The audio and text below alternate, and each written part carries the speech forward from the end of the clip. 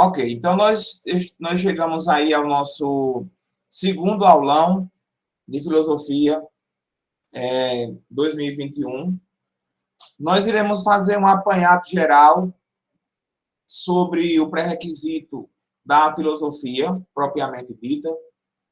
O objetivo dessa aula é fazer algumas observações importantes e a gente vai dividir também dentro de uma proposta de que nós possamos responder algumas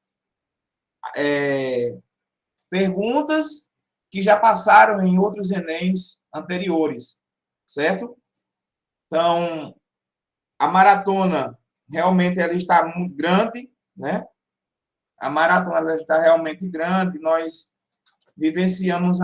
estamos vivenciando um período aí, graças a Deus, de finalização das aulas remotas e voltando já para as aulas presenciais, certo? O primeiro contexto da nossa abordagem no aulão de hoje, e antes da gente começar, eu já queria deixar os meus sinceros agradecimentos por vocês que estão aqui presentes nessa aula de hoje. E qualquer dúvida, vocês podem também estar interferindo lá no chat, vocês podem também estar colocando também os seus pontos, né, de opiniões via áudio também, tá certo? Dentro dessa epistemologia e ciência, né, ou paralelo com a filosofia da ciência, o que o ser humano ele tenta responder ao longo da história da humanidade, que talvez a própria mitologia ela não possa responder, as teorias dos conhecimentos, as reflexões. Então, se busca através de respostas filosóficas, né? Então, é a fé, em alguns momentos, é a fé responsável, através do conhecimento, para responder a alguns anseios. Então, ali nós iremos ter a questão das teorias específicas, certo? Para responder às nossas reflexões. Essas reflexões, elas nos levam a um consciente, né, de autonomia científica, através de lógica, como, por exemplo, a questão das formas matemáticas ou das fórmulas de química da própria biologia, né? O homem, quando a gente está dizendo o homem, está falando do ser humano, em sua totalidade, ele buscou respostas, e essas respostas vieram, a princípio, através do conhecimento empírico, né? Daquilo que estava sendo observado, daquilo que estava sendo visto. Entra a mitologia como algo muito importante para o crescimento do conhecimento humano, e aquilo que não era respondido humanamente era respondido mitologicamente, tá certo? Então, se vem aí como a origem dos astros, da terra, dos homens, né? Das plantas, animais, fogo, água, vento, animal, saúde, bem, morte, todos esses instrumentos ele traz dentro de um contexto de responder a um público que ali existia. Então, aí a gente começa atribuindo as questões das narrativas míticas. As narrativas míticas para responder as primeiras respostas, certo?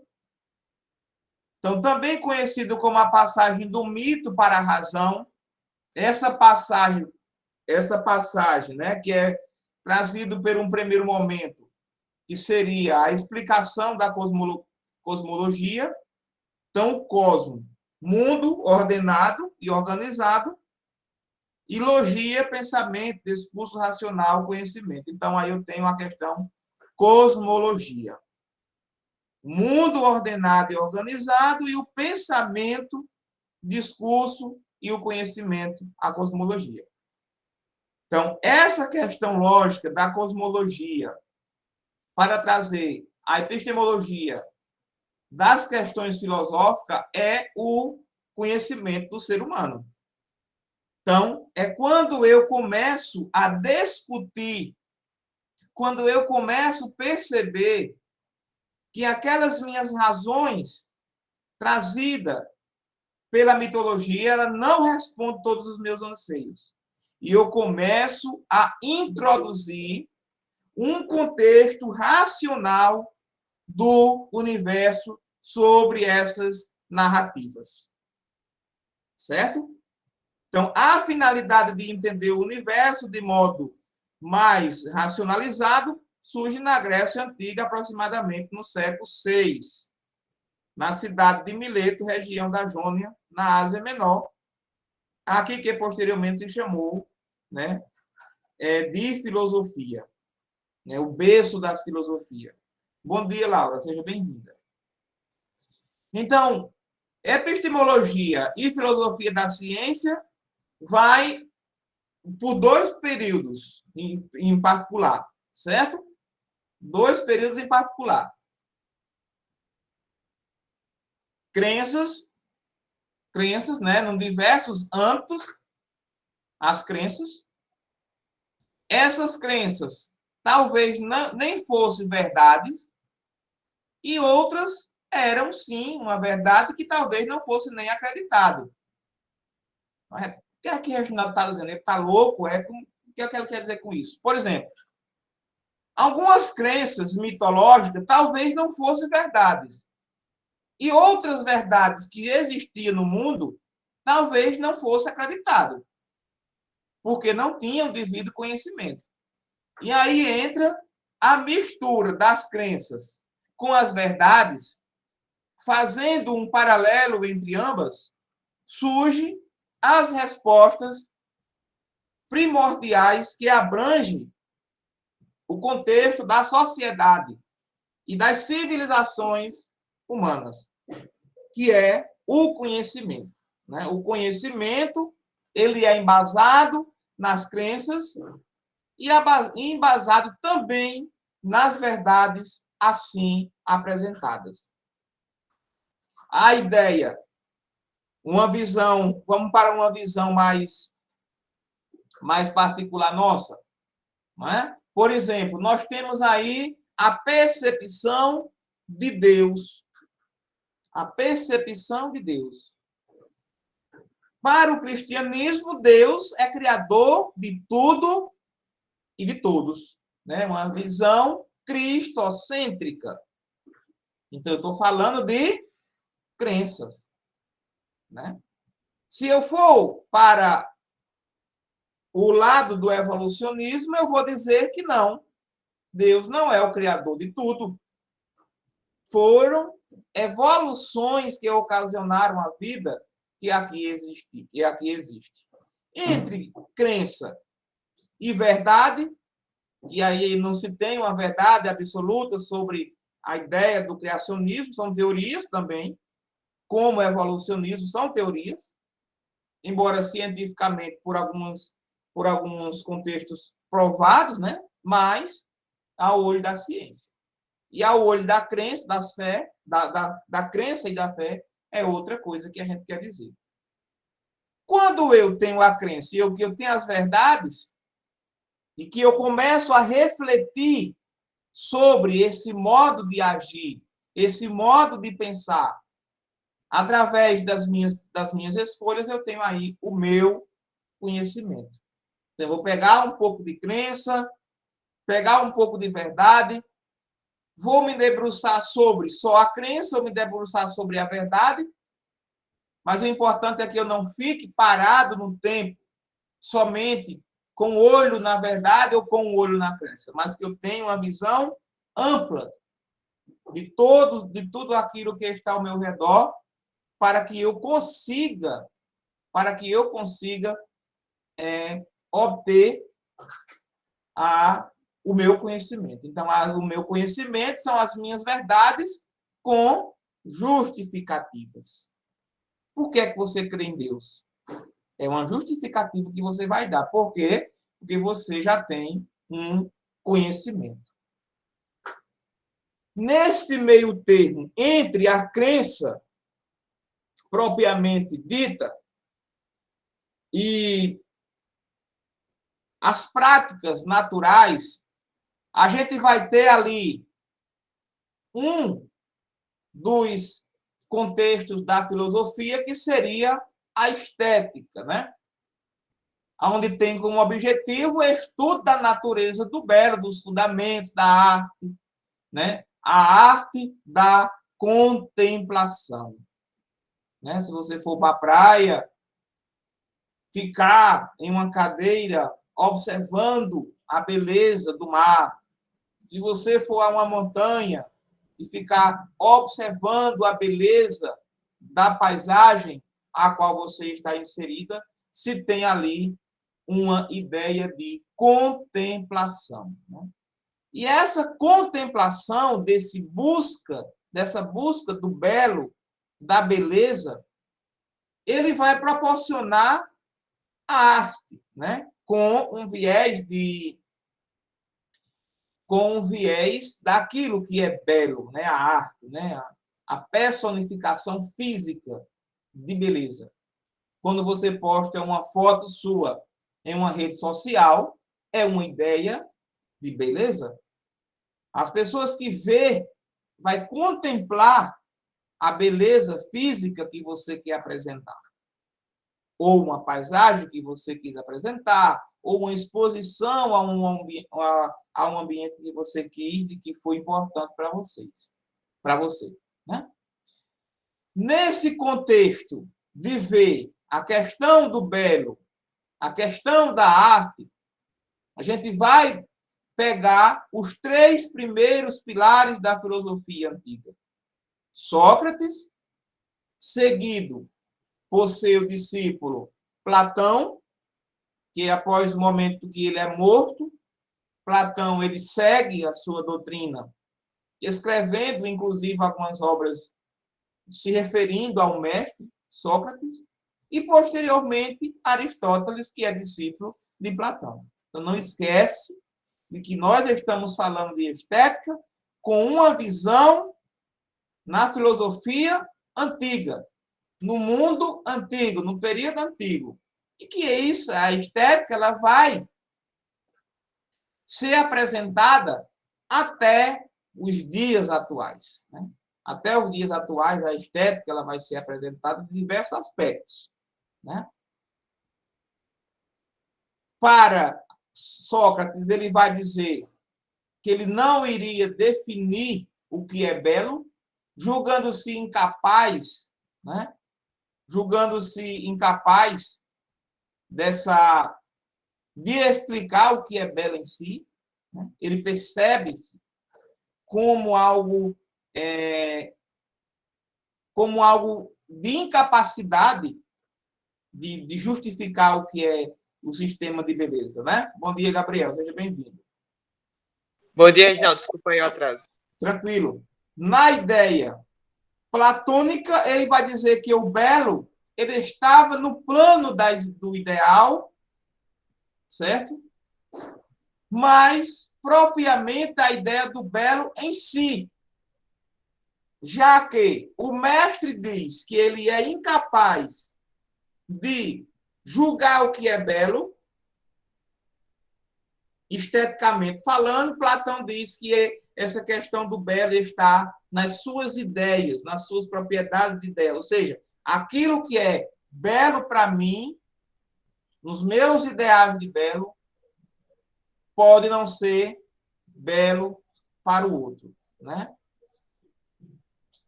Então, nesse contexto de beleza, de estética, ele vai ser contrário. Né? Aristóteles vai ser contrário ao seu mestre, que a concebeu, o belo a partir da realidade sensível, deixando este ser algo abstrato para se tornar concreto. Algo que eu penso e que eu projeto. Então, a ideia de beleza, para Aristóteles, parte dessa logística, né? Parte desse princípio, onde eu idealizo mentalmente, mas eu projeto, isso eu faço, eu coloco em prática. No mestre Platão, não. É só minhas ideias de beleza, os meus ideais, aquilo que eu acredito ser belo, né? Sem necessariamente haver a necessidade de algo concreto, por assim dizer, mas dentro de um contexto de ideal, né? Platão, ele tinha uma ideia muito espiritual, né? O mundo perfeito das ideias, por exemplo, trata dessas justificativas. Aqui nós temos o Jardim das Delícias, né? Que Epícoro, ele trata sobre isso.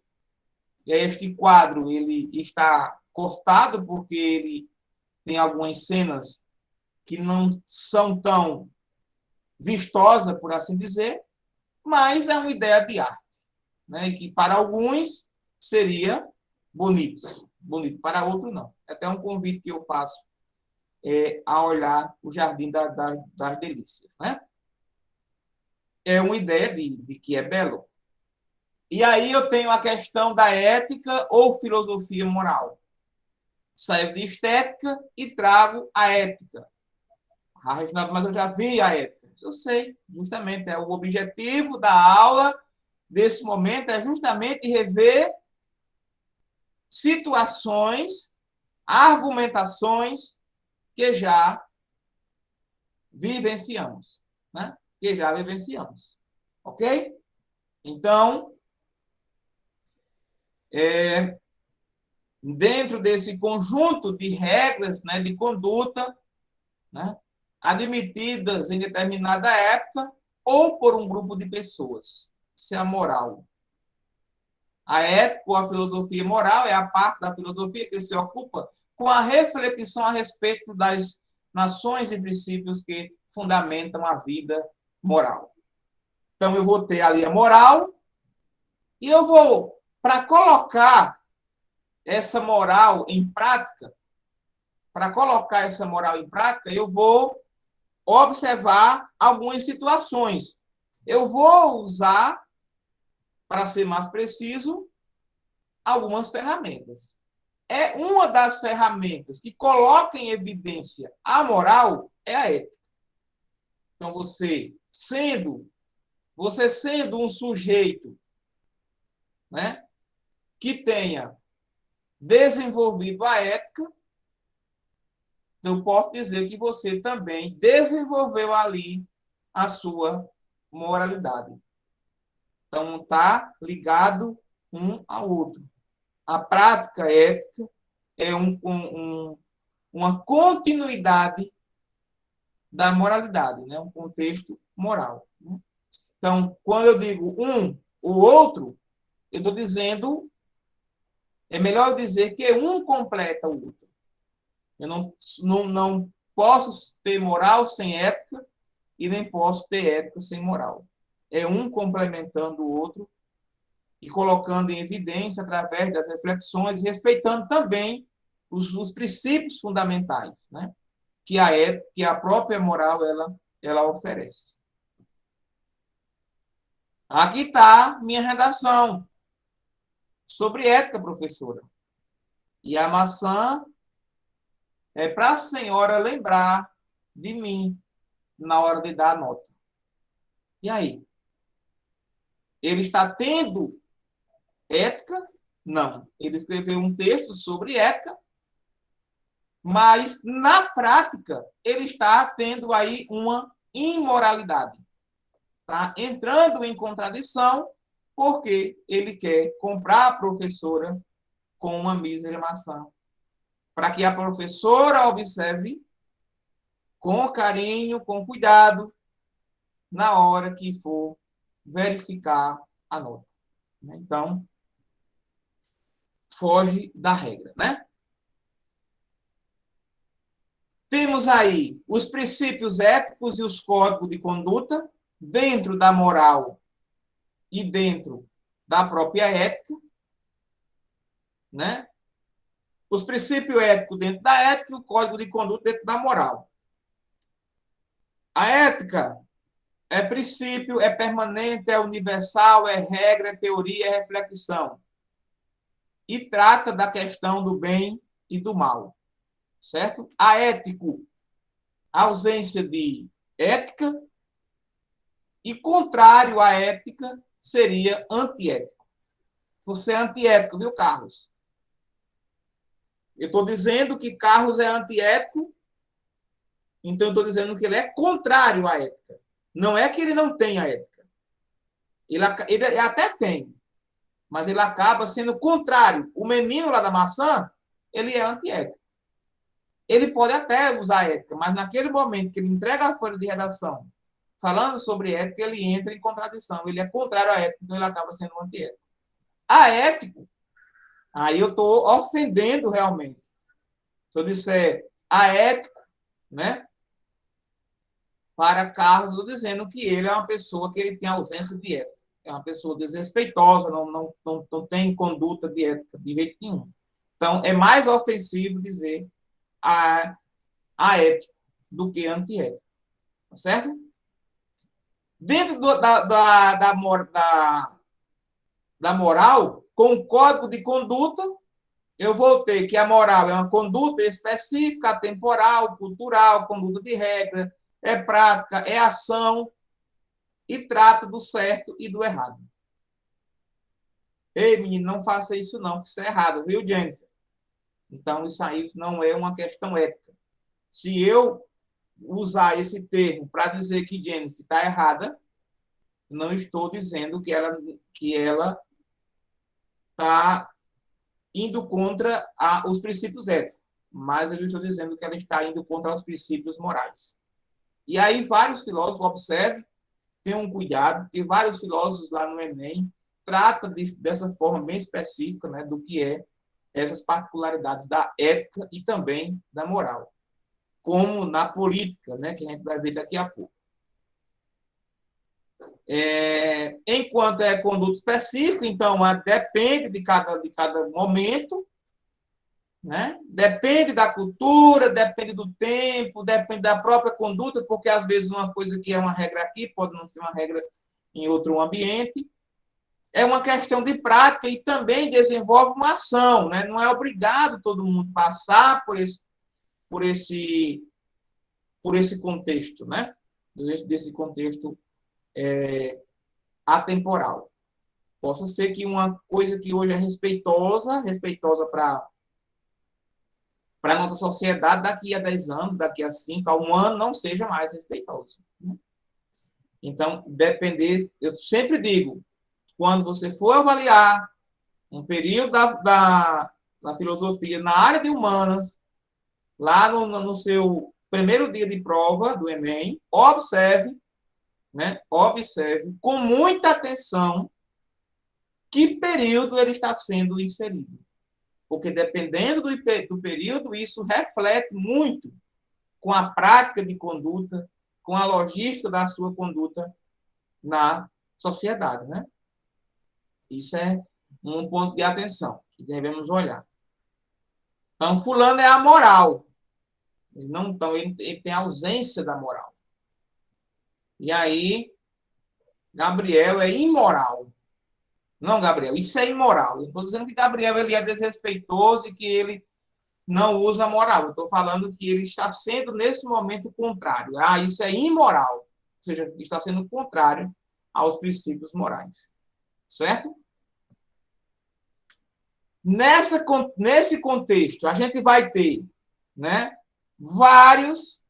eu não vou abrir um ênfase muito grande para esse pensamento da filosofia da linguagem, mas a gente vai ter o Einstein, né? Iremos ter Tocqueville, Tolstói, são escritores famosíssimos e que, vez e outras, eles vêm nas avaliações no que diz respeito a humanas, né? No contexto humano. Então, a gente tem que ter muito cuidado, observar os períodos e a linguagem que está sendo oferecida, né? Os limites da minha linguagem são os limites do mundo. São um tipo de pensamento falado por Sting. Eu falo Sting. O que é que quer dizer com isso? Que a linguagem dentro da filosofia, só isso que eu gostaria que nós pudéssemos observar, a linguagem da filosofia ela vai ser muito, muito presente. As próprias mídias, no período da filosofia contemporânea, o desenvolvimento da escrita lá na Revolução Francesa, lá no período medieval. Então, lembrar dessas ações que envolvam a linguagem em determinados períodos da história, né? A gente vai ver as escolas lá da antiga Antena, que era através dos papiros, né? E foi evoluindo. Hoje nós estamos usando as mídias, a visão para ler, por exemplo, né? Ou a audição para ler.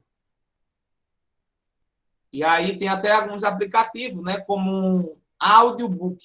Não sei se vocês já viram falar no audiobook. Audiobook, você que tem o aplicativo, paga uma mensalidade para acompanhar uma leitura de um livro ouvindo. Você tem alguma coisa para fazer ou não quer ler, mas quer ouvir aquele livro, o audiobook tem essa funcionalidade. Estamos falando da filosofia da linguagem. Então, a filosofia da linguagem são as ações desenvolvidas pelo homem para se comunicar com os demais. A filosofia da linguagem tem este princípio básico, que é a forma de desenvolver a comunicação entre os seres humanos.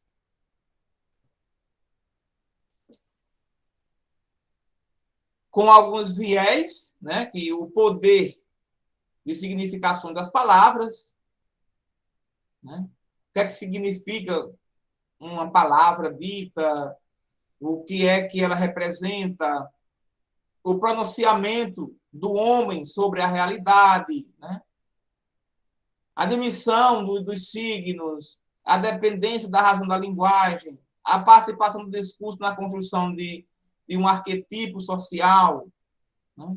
Análise dos instrumentos de comunicação, a alteração social, as diversas linguagens, né? Levar em consideração também outras linguagens faladas por outras culturas, né? Da gestal à escrita, né? De quando o homem ainda não tinha o desenvolvimento da escrita propriamente dita, que a comunicação era por meio de grunhidos, né? Por exemplo, onde os homens se comunicavam. Tem um filme muito famoso que agora eu não consigo lembrar o nome, mas ele trata justamente disso, onde os homens, né, eles não... É um filme bem antigo, e os homens eles não abordam o princípio da linguagem falada, né? Através de grunhidos, de gritos, né? Vou ficar devendo isso aí para vocês. Ok? E a manipulação da linguagem, né? Que essa manipulação da linguagem ela vai ser expressa de forma escrita, começando ali com as pinturas rupestres, já era uma forma de escrita, né? Vocês sabem disso. Ok? Aqui nós temos a filosofia política, né? A filosofia política, eu gosto que, antes de abordar esse tema ele é muito polêmico, né? Ele é muito polêmico. Política polêmico, né? Por quê? Porque as pessoas associam a política à corrupção.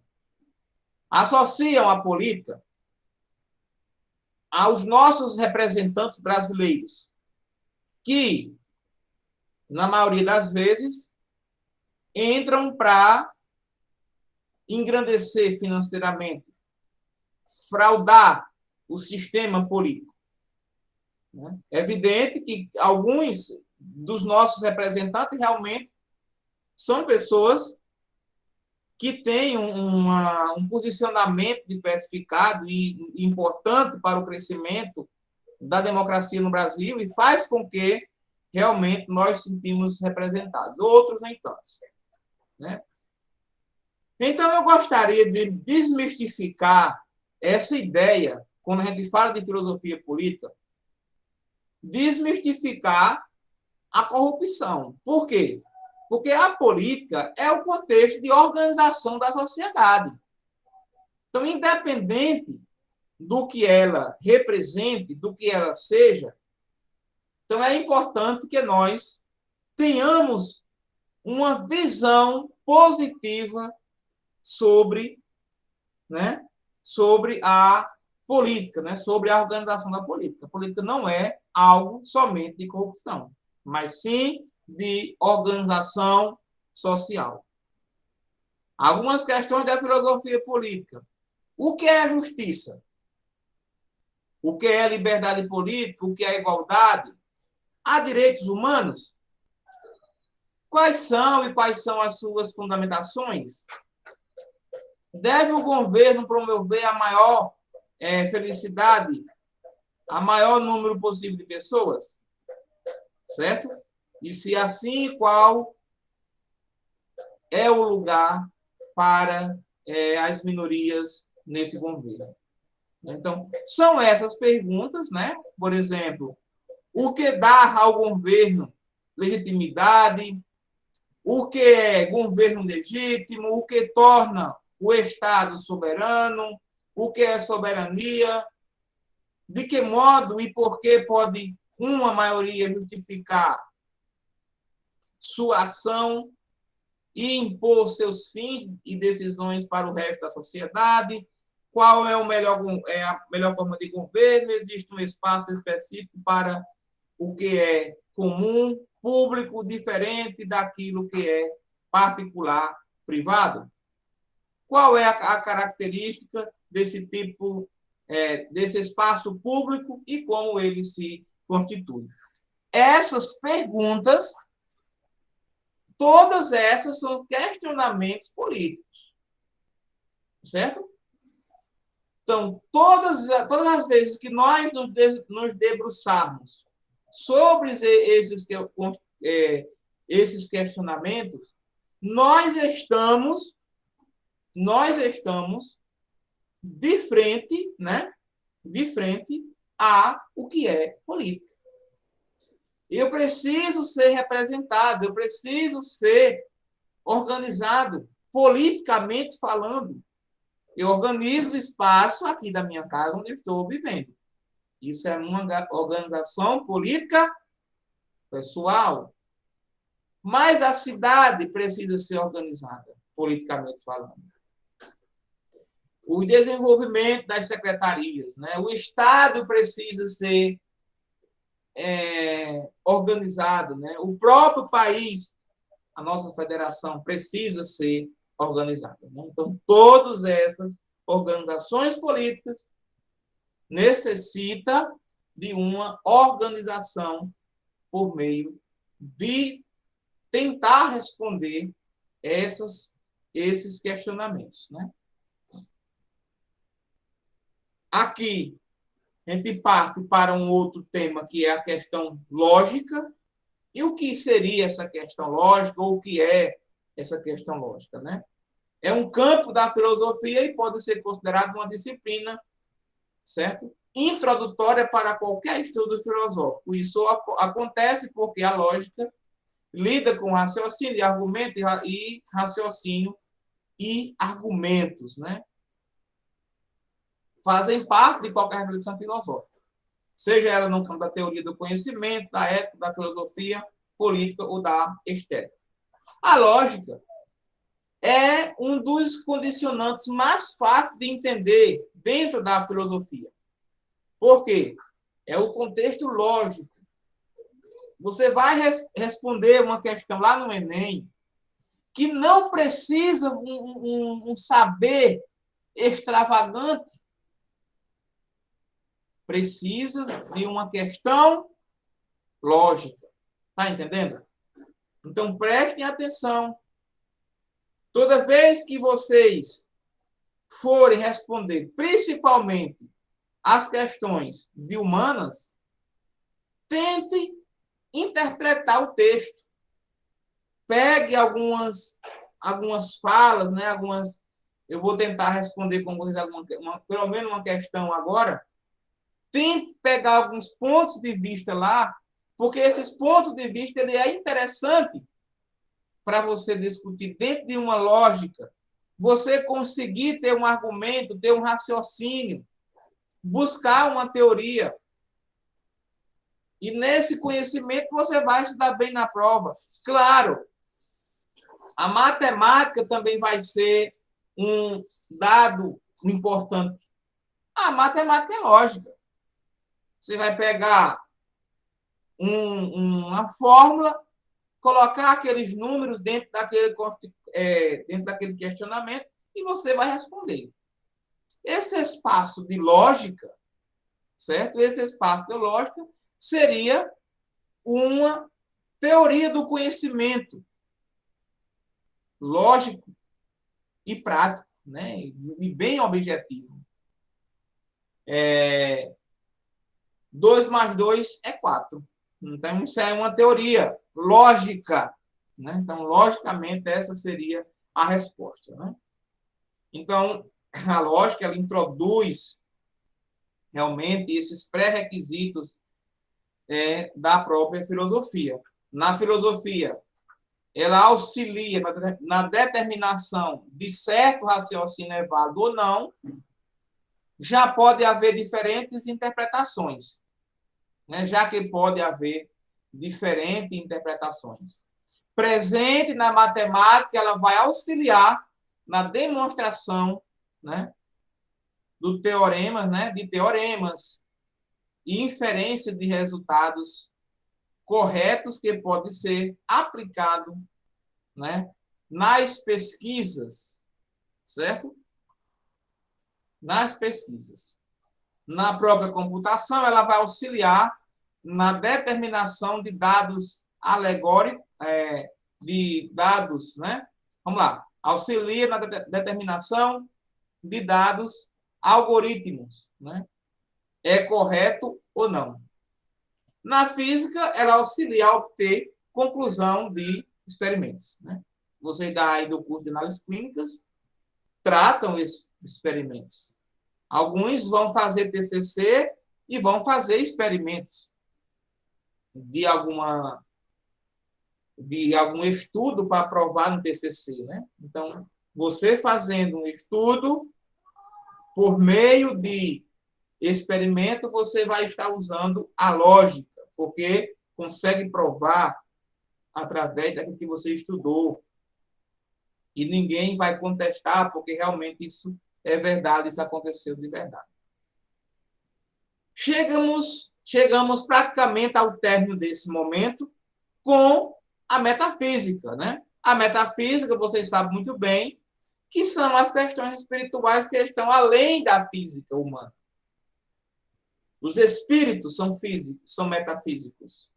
Aquilo que não conseguimos enxergar fisicamente, mas sabemos que existem. Sentimentos, por exemplo, são questões metafísicas, certo? Tá passando na Netflix, eu estou assistindo, inclusive, uma série, né? Casamento às Cegas.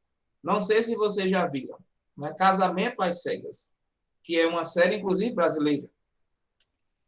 E são pessoas que se conhecem sem se ver por aquilo que elas falam e vão criando situações, né? E essas situações são metafísicas, porque você não está vendo a pessoa.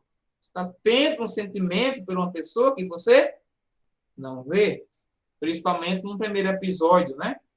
Na primeira temporada, eu acredito que vai ser só uma temporada, não sei, mas o primeiro episódio da primeira temporada fala disso. cria situações, né? A gente cria isso, não é, Laura?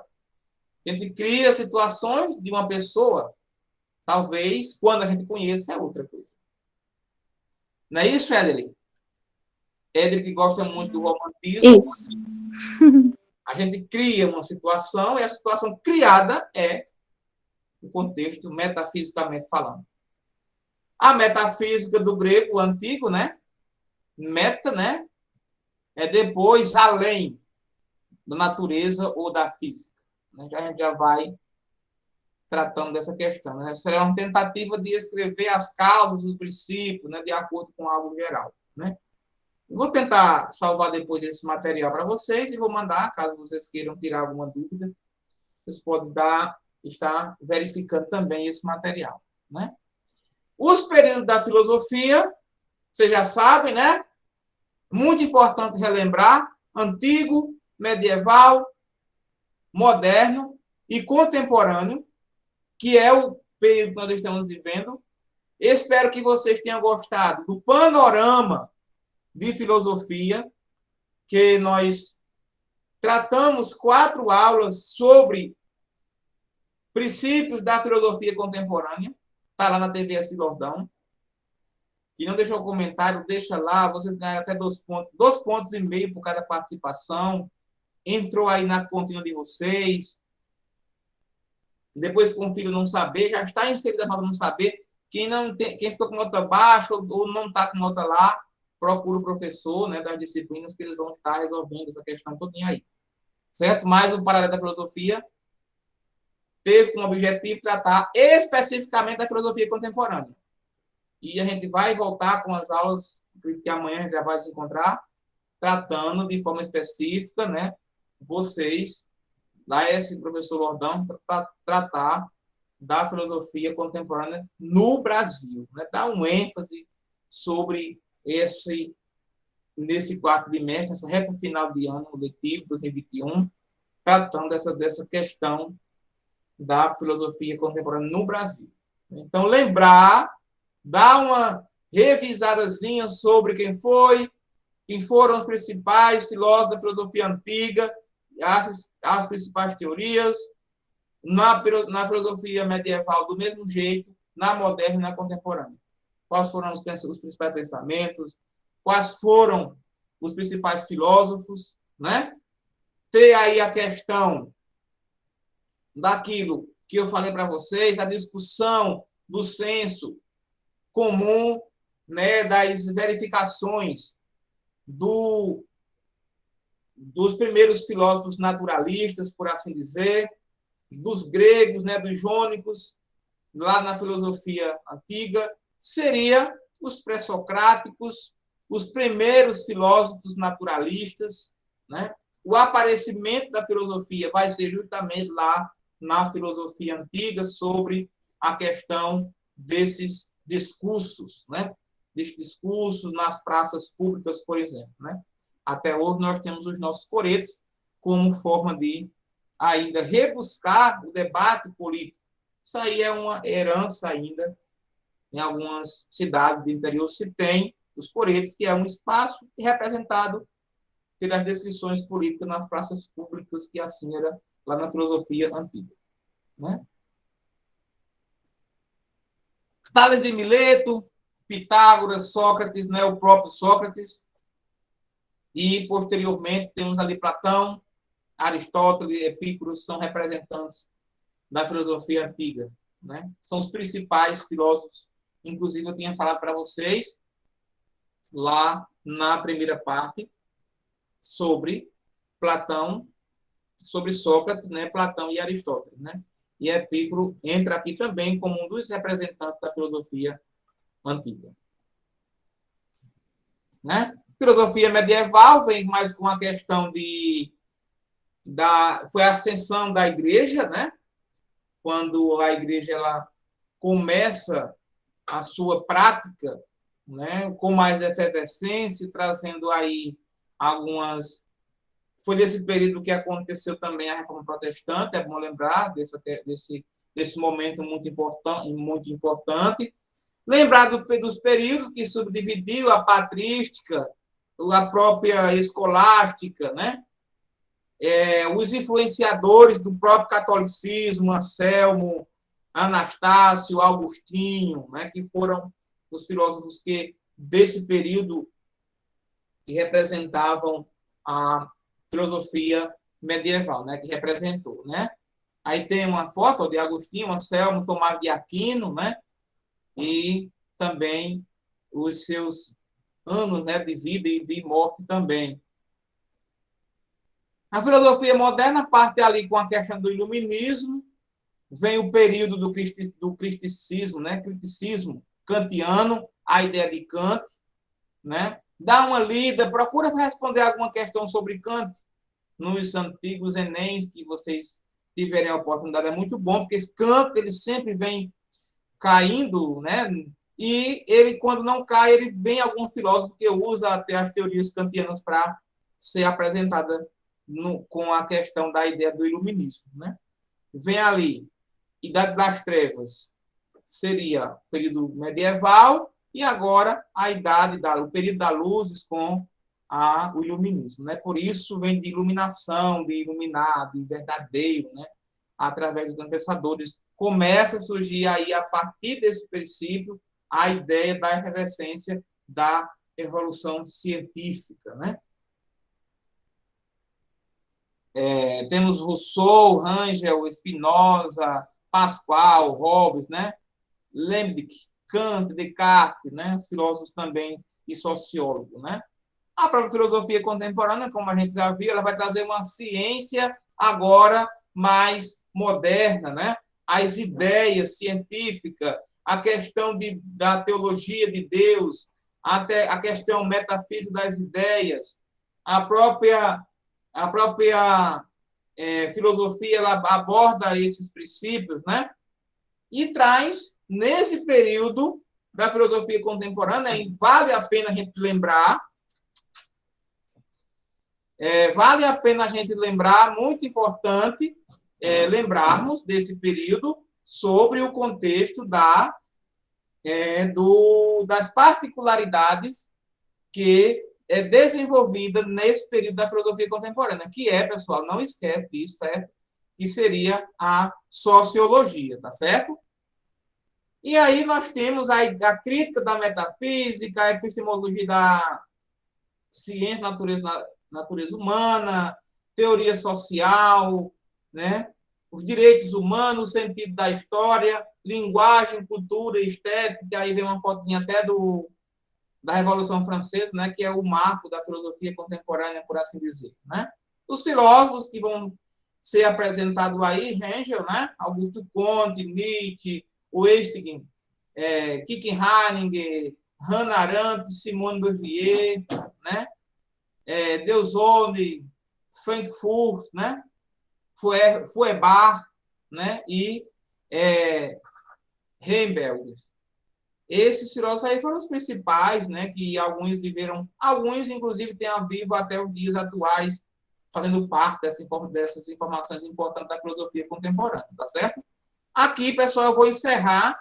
Eu pensei que daria tempo de nós respondermos uma questão juntas, mas a gente fica para a próxima aula, a gente responde junto, né, em outro momento, tá certo? Então, foi isso que eu gostaria de estar trazendo para vocês nessa